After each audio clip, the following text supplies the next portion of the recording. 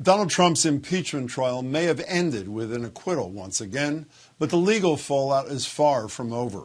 The NAACP filed a civil lawsuit against the former president today on behalf of Mississippi Congressman Benny Thompson, accusing Trump of conspiring with far-right militia groups to incite the Capitol riot to stop Congress from certifying the election. House Speaker Nancy Pelosi is also promising to create an independent commission to look into what led up to the attack, a move even one of Trump's top allies says he supports. We need a 9/11 commission to find out what happened, to make sure it never happens again. Of course, 43 Senate Republicans, Lindsey Graham included, voted to let Trump off the hook over the weekend. Some clearly have no problem downplaying what happened. The fact of the matter is, this didn't seem as like an armed insurrection to me. A pants-on-fire comment, according to PolitiFact, which cited the array of weapons confiscated from rioters, including shotguns, at least one assault rifle, machetes, smoke grenades, and Molotov cocktails. And it's statements like that which have my next guest arguing one of the nation's two major political parties has abandoned reality and democracy. Joined by former Labor Secretary Robert Reich, now a columnist for Newsweek and The Guardian, professor of public policy at the University of California, Berkeley, and the author of The System Who Rigged It, How We Fix It, now out in paperback. Bob Reich, it's good to see you. Well, good to see you, Jim.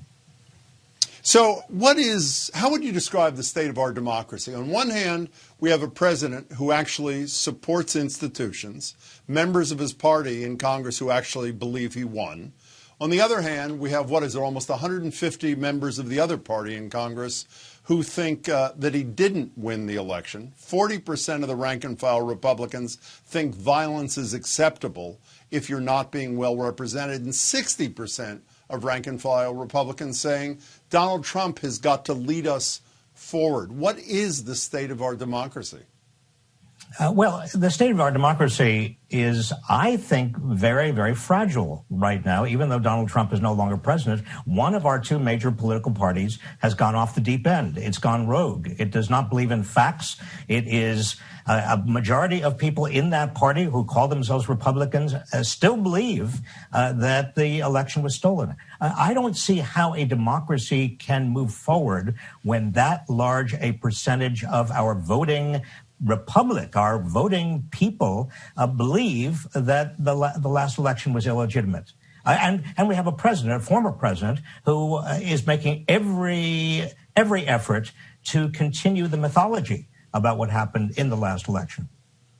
What troubles me more than Trump, if that's possible, are the people you were describing. Why can't they quit him? He lost the presidential election. Of course, they don't believe that. He did lose, at least his party, with him in leadership, lost the United States Senate, which will change the course of history for at least 2 years. Why this blind continuing loyalty? Well, the question of who you're talking about, Jim, I think rank-and-file Republicans, many of them have not seen a wage increase in 40 years. Many of them are non-college graduates who really are on a downward escalator. They figure the system is rigged against them, and it is rigged against them. And Donald Trump maybe gave them some hope. I'm not justifying what the Republican Party has become. I'm simply trying to explain where a lot of Trump's support continues to come from. He's kind of become a cult figure, a martyr figure, but there is no justification and there is no reason and the explanation, I think, for why the Republican Party leaders and the elected officials, particularly in the Senate, continue to go along with him and continue to be afraid of him and afraid of his vindictiveness. I don't believe for a minute that most of the Republican officials, most of the Republican senators, and before that, most of the Republican members of the House who voted against impeachment or against conviction of impeachment, that they really believed that Donald Trump was innocent. I mean, they knew exactly what was going on. Mitch McConnell as well. I mean, Mitch McConnell said as much. And Mitch McConnell and others, they didn't want to antagonize the base.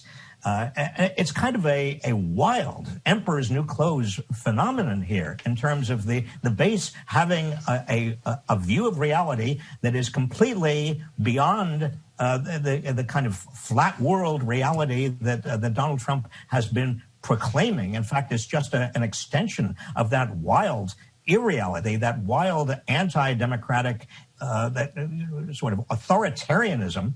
But again, there's no leadership, Jim. You've been in politics. You've been around politics for a number of years, not as many as I have. But look, I have worked with Republicans. I've worked with Republicans in the House and the Senate. I've been involved in negotiations. I've compromised. But I've never encountered a Republican Party in Washington that is as irresponsible as this group of people. Which I assume is why, now that the attention turns to the new president, you were saying go big, which he is doing, and don't worry about having any of those GOP members along for the ride. Just wave goodbye in the rearview mirror. You're okay with the Democrats going it alone strategy? I think there's no choice. I mean, bipartisanship makes sense if you're dealing with a rational party that has a lot of integrity and principles and has a slightly different view than the party that has to compromise. That's fine. That's what our system is all about. But when you're dealing with a party such as the Republican Party in Washington that has shown itself to be willing to throw its principles to the wind or have no principles whatsoever, a compromise. What does bipartisanship mean? Why should you compromise?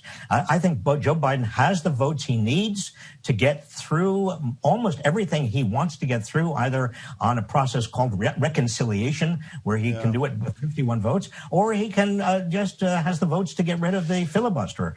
Certainly, Nancy Pelosi could get through whatever she wants in the House, and Chuck Schumer and the leading Democrats in the Senate can get rid of the filibuster. I think they have to do that eventually. Well, by the way, Joe Biden doesn't even support, as far as I know, eliminating the filibuster. So it's sort of a moot point at the moment. Is it not if the leader of the party says don't do it? I don't think it's a moot point. I think he has to do it because he's not going to be able to get everything done through reconciliation. He'll be able to get this particular $1.9 trillion COVID relief bill through, but everything else he wants, infrastructure, voting rights, everything else he's talked about, he's going to need to get rid of the filibuster.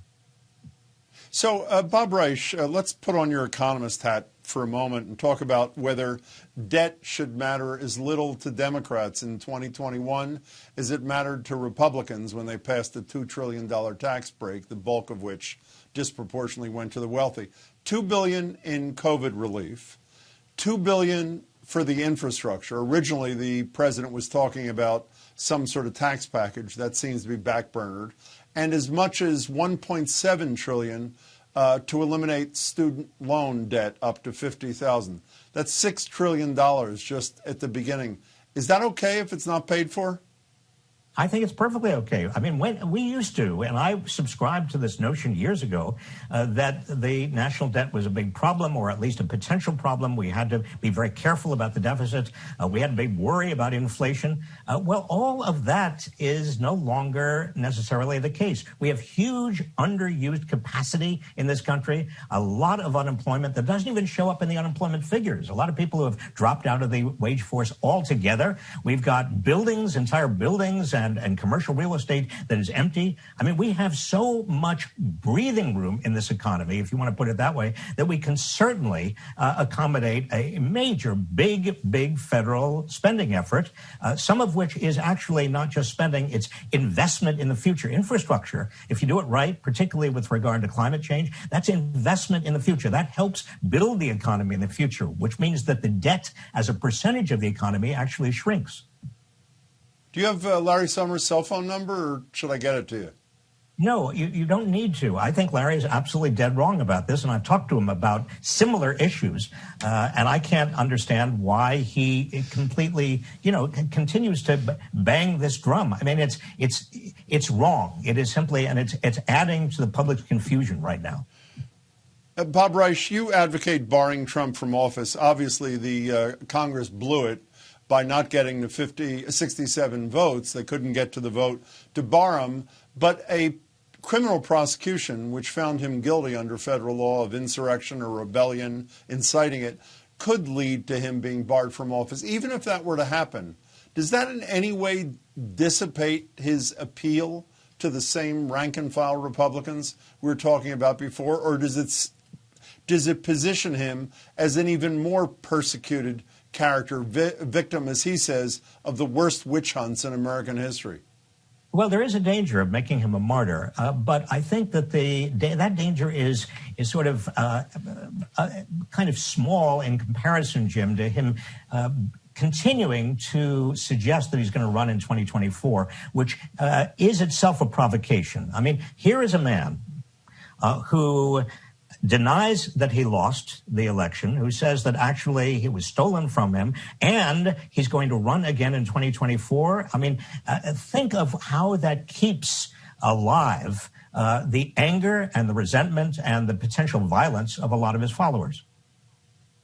And it also doesn't open the field for good people like Ted Cruz and Josh Hawley. Was Marty Walsh the right choice for? Was Marty Walsh the right choice for Secretary of Labor, former Secretary of Labor Reich? I think he's a terrific choice. I talked with him a couple of days ago, and I had not known him before that, but I had heard his reputation is very good, not only as a mayor but as somebody who cares about working people, and I think he's going to be great. So, what's the path to salvation here? We have one-party rule as of the moment by very narrow majorities, which, according to you, will allow them, particularly if they eliminate the filibuster, to do what's needed for this country. The majorities in the House and the Senate are so narrow, it could be a Republican House and a Republican Senate. And it seems to me that 2 years of one-party rule, doing whatever they can do without the other side, would probably lead to 2 more years of one-party rule.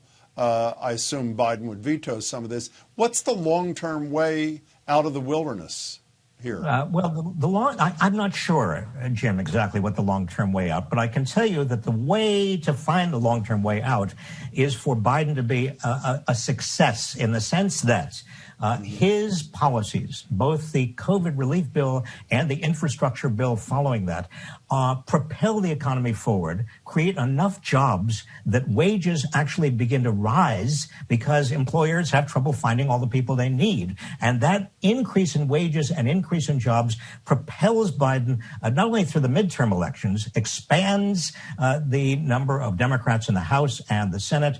And as long as the Republicans stay divided and don't have a message and don't have a plan and don't have anything except the cult of Trump, I think that is good news for Biden and the Democrats, because they can continue to meet the nation's needs. So, Bob, do you regret having left Cambridge and settling for Berkeley, or no? Well, after the wildfires and the occasional earthquakes and everything else we have out here, I do occasionally feel a little bit nostalgic for Cambridge and for Boston. But then I look at the weather, and every time you have a nor'easter through there, I go, well, maybe it wasn't such a bad move. I do miss a lot of my friends. I miss you, Jim. Oh, I miss you, Bob Reich. So it's very nice to see you on whatever this new technology thing is. Bob, it's great to see you. I really appreciate your time. Well, thank you. You too. Bye.